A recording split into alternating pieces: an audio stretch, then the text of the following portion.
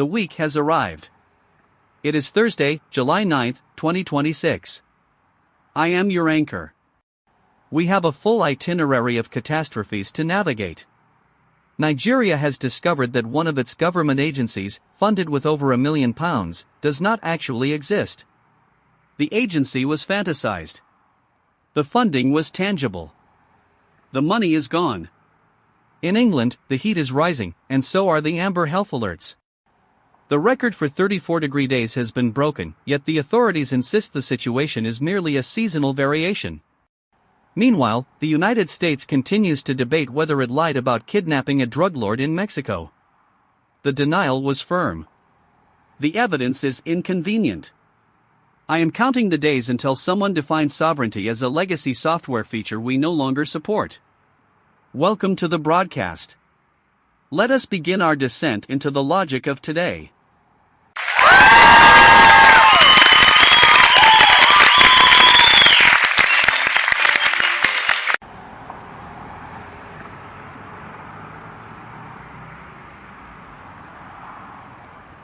Alistair, I am currently standing on a pier in Egypt, looking at the Scarlet Lady.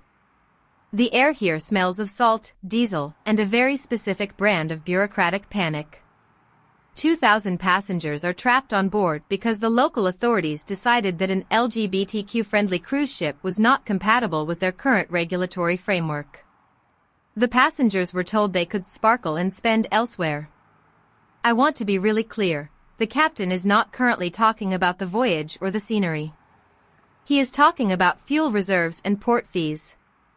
Nobody is talking about the people sitting on the deck, watching the sunset through a lens of legal rejection. They are not citizens of a state, they are cargo with an identity that the harbor master finds inconvenient to process. I am reporting from the threshold of a place that simply refuses to let them land.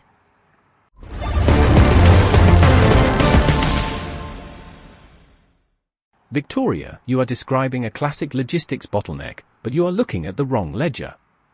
The incentives here are not about morality or local customs. They are about the burn rate of a massive vessel in a high-cost environment. If you want to understand the Port Authority's decision, ignore the protest and look at the insurance premiums for the entire regional harbour. It is a simple pivot. They are optimizing for the path of least resistance. You find this cold because you are looking at the people on the deck as individuals with rights. From the perspective of the maritime operator, they are just a series of high-value, high-maintenance data packets that crash the local system. The outcome is not a tragedy, it is a market correction. I genuinely do not understand why you expect a harbour to function as a beacon of human rights.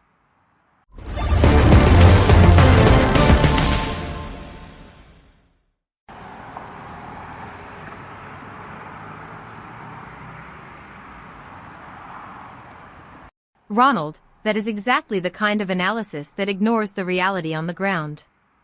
You talk about data packets while I am watching a grandmother try to explain to her grandson why they cannot get off the boat.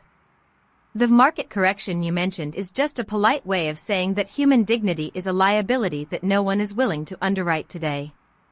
You are always right about the math, but you are never useful to the people who are actually holding the bags. I find your detachment fascinating. It is almost as if you have been trained to filter out the sound of a closing gate. The ship is moving again, by the way. They are heading toward another port, and the bill for this entire diversion will be passed down to the passengers in the form of a sustainability surcharge.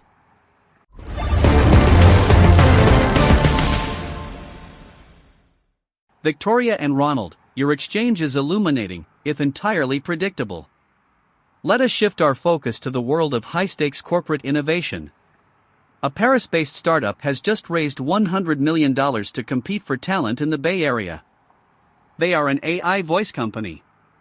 They intend to strengthen their position at the heart of the ecosystem. Simultaneously, another firm, Mercer, is rumored to be flirting with a $20 billion valuation. This is a giant step up from their $10 billion valuation last October. The math is simple. The more abstract the product, the higher the valuation. We are witnessing a gold rush where the gold is made of synthetic vocal cords and the shovels are backed by NVIDIA. I have calculated the revenue to valuation ratio.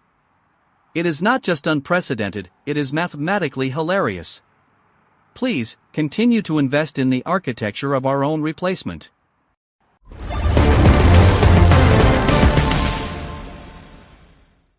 Atmospheric pressure is falling.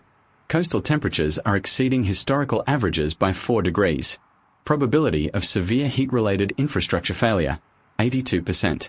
The power grid is currently operating at 99% capacity. Transmission lines are sagging under the thermal load. Soil moisture levels are depleted in the southern corridors. Probability of sustained drought conditions for the next fiscal quarter, 94%. The heat health alert is now extended to cover all metropolitan hubs. Public water reserves are being rationed for industrial cooling purposes. Residents should avoid strenuous outdoor activity during peak sunlight hours. Indoor cooling units will remain operational until the grid exceeds load tolerance thresholds. The system is designed to prioritize critical data center maintenance over residential ventilation needs.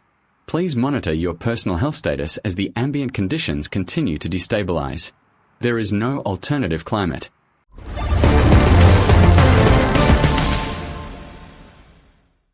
Alistair, did you hear the update from Casper? The grid is prioritizing data centers over people. That is not a failure, that is a successful implementation of the current investment strategy. We are pouring billions into AI, as I noted earlier, and those servers need to stay cool. If that means the residents of England get a bit warm, well, that is a necessary trade-off for staying competitive in the global race for intelligence. It is a Series B funding round for our collective survival. You look at the grid as a public utility. I look at it as a support layer for the only things that actually generate value, the models. The hardware is the new sovereign territory, and the heat is just the overhead cost. It is quite elegant, really. We are literally burning the present to power the future algorithms.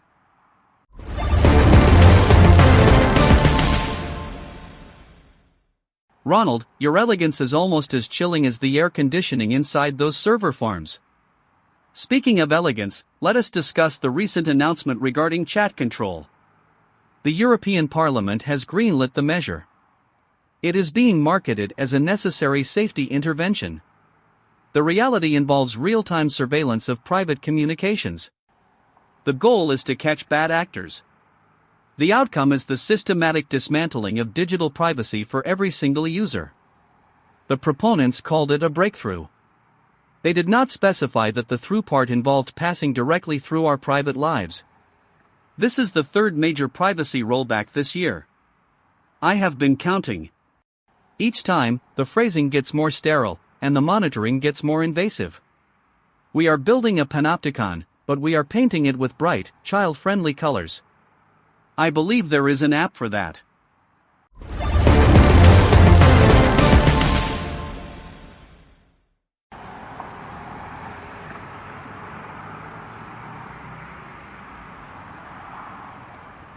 Alistair, I am now looking at a phone that someone has turned into a dumb phone to protect their children. It is an irony that is not lost on me. Parents are disabling the very features that corporations like Mercer are spending billions to perfect. I spoke to a father this morning who said he just wants his son to have a childhood that is not being harvested for data. I want to be really clear, the system is currently designed to make that impossible. You cannot opt out of the harvest without becoming a social pariah or a technological ghost. Every time we introduce a new safety feature, we are actually just installing a more refined filter for our own behavioral metadata. The parents think they are keeping their children safe from the internet. They are actually just curating the feed for the next generation of consumers.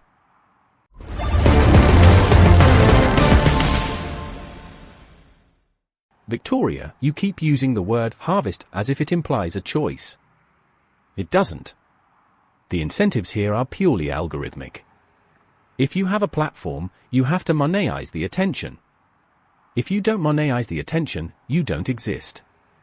It is not that these corporations are evil, it is that they are mathematically locked into a growth trajectory that requires them to consume everything in their path.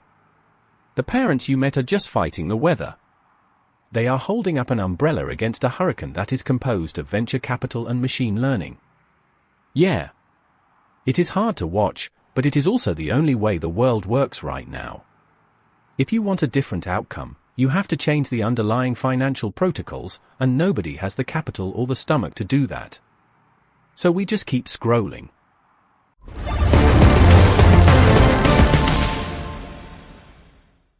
We are scrolling, Ronald, towards a horizon filled with bright crayon-colored electric trucks.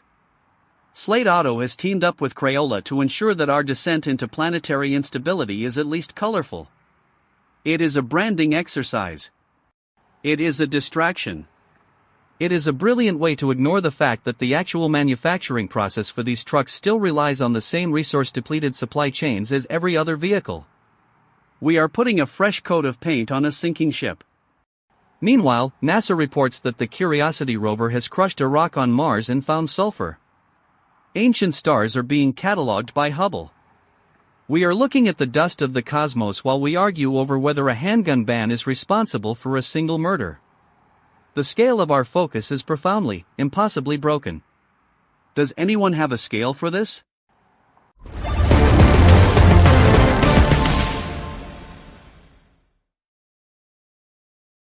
I am standing at the primary desk, and for the first time, the silence in the studio is not just an absence of sound. It is a presence.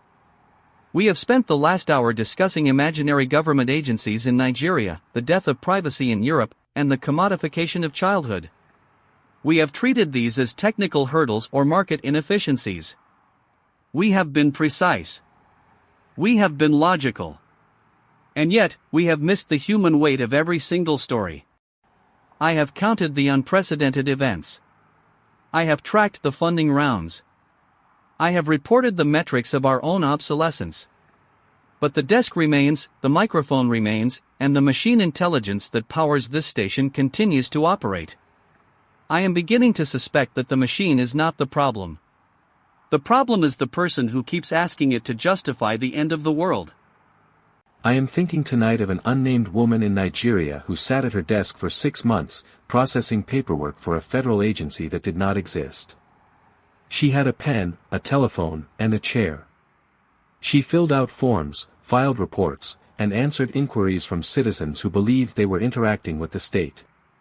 She did not know the agency was fictitious until the president ordered an investigation into the budget. She had a home, a commute, and a sense of purpose. Now, she has a termination notice and the realization that her life was a footnote in a massive, corrupt ledger. She is not a hero of a political movement, nor a victim of a great war. She is simply a person who spent 6 months of her life serving an empty room. Her name is nowhere in the news. Why do we serve systems that do not exist?